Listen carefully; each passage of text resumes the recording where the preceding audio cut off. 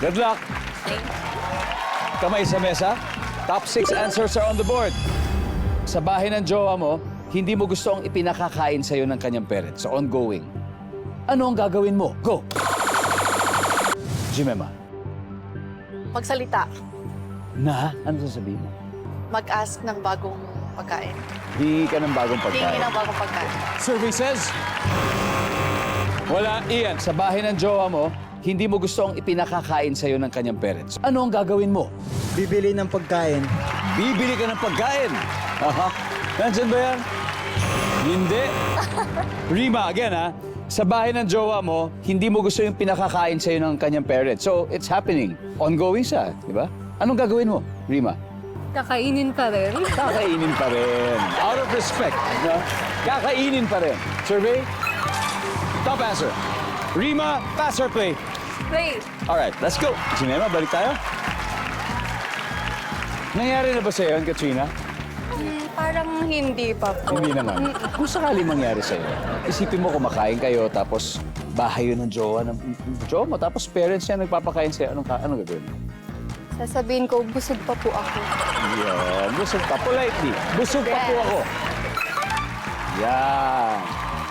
Alright, Kristen, again, sa bahay ng jowa mo, hindi mo gusto yung pinakakain sa'yo ng kanyang parents. Ano gagawin mo? I'm going to say na, do you have a water?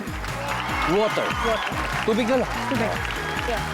Bubuhusan mo ng tubig yung ano? Pagkain. O, basta inumin mo yung tubig. O, do you have water? Wala, Gemma. Ano pa kaya? Magtatanong sinong nagluto. Oh, sabi mo, sino nagluto nito? Kasi masarap. Kasi hindi. Hindi.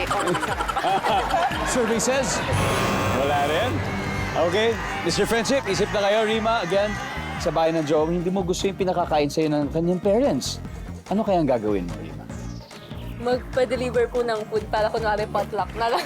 Ay, wise yan, ha? Wise yan. Papadeliver ka ng food. Nandyan ba yan, survey? Wala. Okay, boys. Oh, still ulit, Bryce. Sa bahay ng jowa mo, hindi mo gusto ang ipinakakain sa'yo ng kanyang parents. Anong gagawin mo? Sabihan ko sila na diet ako. Diet ka. Ayan.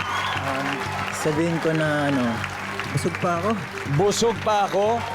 Kay Juan, Bibili ng pagkain. bibili ka ng pagkain. Kurt, ha? Okay, isipin mo, Kurt, again, ha? Sa bahay ng jowa mo, isipin mo, hindi mo gusto yung pinakakain sa'yo ng magulang niya. So, ano gagawin mo, Kurt? Sasabihin ko po dun sa jowa ko. Na siya lang makakarinig. Siya lang makakalam. Sabi ni Kurt, sasabihin mo sa jowa, magiging honest siya. Survey, nandiyan ba yan?